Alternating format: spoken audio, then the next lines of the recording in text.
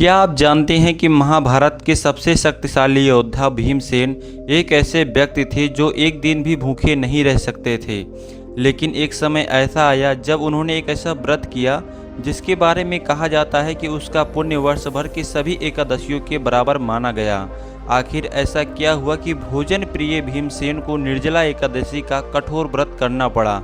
आइए सुनते हैं यह अद्भुत कथा। मित्रों, यह कथा महाभारत काल की है। पांडवों में सबसे बलशाली थे भीमसेन।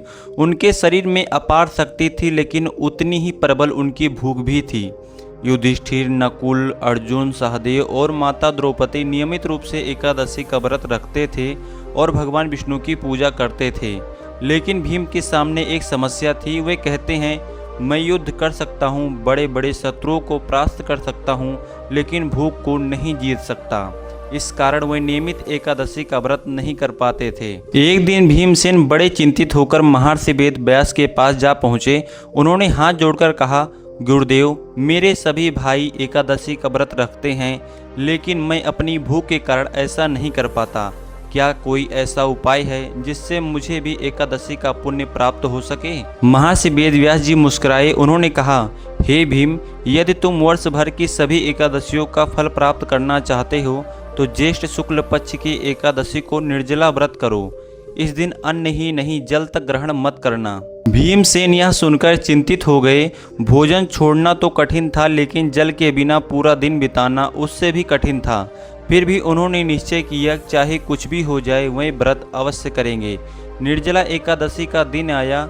सुबह ही भीमसेन ने भगवान विष्णु का स्मरण किया और व्रत को प्रारंभ किया। दिन बीतता गया, सूर्य की गर्मी बढ़ती गई, भूख और प्यास दोनों से व्याकुल होने लगे, लेकिन उन्होंने अपना संकल्प नहीं छोड़ा। उनका मन बार बार भोजन और जल की ओर जाता, लेकिन वे हर बार भगवान विष्णु का नाम लेकर स्वयं को संभाल लेते। कठिन तपस्या के बाद जब द्वादशी का दिन आया और व्रत पूर्ण हुआ, तब भगवान विष्णु उनकी भक्ति और दृढ़ निश्चय से अत्यंत प्रसन्न हुए। कहा जाता है कि भगवान ने उन्हें आशीर्वाद दिया कि जो श्रद्धा और नियम पूर्वक निर्जला एकादशी का व्रत करेगा उसे वर्ष भर की सभी एकादशियों के समान पुण्य प्राप्त होगा। इसी कारण निर्जला एकादशी को भीमसेनी एकादशी और पांडव एकादशी भी कहा जाता है। मित्रों, इस कथा का संदेश केवल भूखे प्यासे रहना नहीं है।